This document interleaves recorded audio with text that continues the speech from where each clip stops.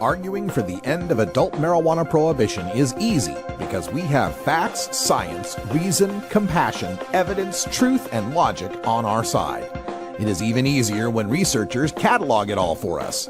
Learn how to gather the facts on marijuana use, arrests, seizures, rehabs, drug tests, and more in this edition of Drug War Data Mining. All right, welcome back, everybody. It is 22 and a half after the hour, and today we're taking a look at the fears of Maine's Scott M. Gagnon. Now, Scott Gagnon works with drug and alcohol prevention out in the state of Maine, and I tend to go through some Twitter debates with him from time to time, and recently we got on the subject of kids, grades, and marijuana.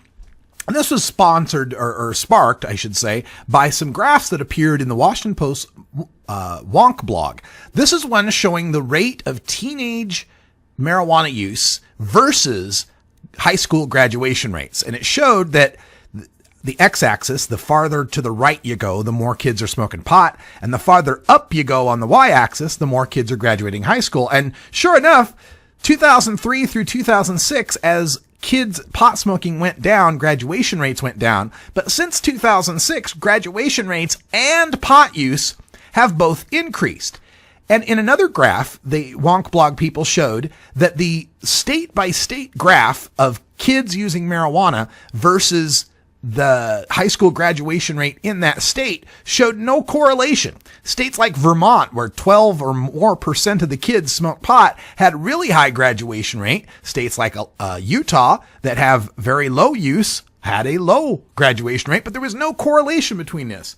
Well, Scott Gagnon had a problem with that because he said it wasn't fair to compare because the kids who don't smoke pot, you wouldn't see an effect on the graduation rates. You should only ask the kids who do smoke pot. And then he went on to say that as far as the kids in Maine that do smoke pot, more than half of them are getting D's and F's and so forth. And the only problem with that kind of thinking is it introduces into the scenario what are called confounders. Confounders are where there are other explanations for what's going on in a correlation other than what you're looking at. For example, if you're looking at high school graduation rates among kids that smoke pot, you may also be ignoring the fact that kids that smoke pot tend to come from more socioeconomically disadvantaged areas where they have worse schools and less parental involvement.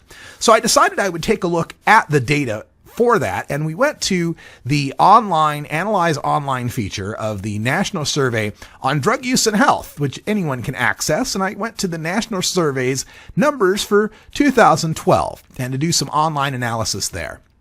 In that online analysis, I thought it would be interesting to see what was the monthly marijuana use rate, which is a variable called MRJ-MON, and we could compare that with the grades the kids were getting, grade average for the last grading period, which would be, A, B, C, D, or F. When we run that table, Scott does seem to have a point, and you'll see that the kids who did not use marijuana in the past month, only 4.3% of them have a grade of D or lower, whereas the kids who did use within the last month, 13.7 had a grade of D or lower. So he might be tempted to say it's 3 times more likely that a kid who smokes pot is going to get a D or lower. But as we look at other variables, we find that there are other reasons why these kids might not be getting any better grades. There's a variable here called parents help with homework. Parents help with homework, if we substitute that variable in there, we find that for the kids who did not smoke marijuana in the past month, 82% of their parents are helping them with their homework. But for the kids that used in the past month, only 62% are helping with their homework. Maybe that has something to do with why the pot kids are getting lower grades. We have another variable in here as far as parents limiting the amount of TV. Do parents limit the amount of TV that these kids can watch? If we plug those variables in, once again, we find a pretty strong correlation. The kids who did not use pot at all, only 42%, I should say 42% of the parents of kids that did not smoke pot in the last month, always or sometimes had their TV watching limited. But when we looked at the pot smoking kids, About 20% had their TV watching limited by their parents. It seems to me, as we look at the data, parental involvement has a whole lot more to do with whether or not these kids are getting good grades versus whether or not they had used pot in the past. So this is just another way that the drug war data mining can help us to make these arguments and to poke holes in the fear balloons that the prohibitionists put before us. But always, whenever they say, what about the kids? The fallback argument is, we're not legalizing marijuana for the kids. We're legalizing marijuana to keep it away from the kids. We got more data.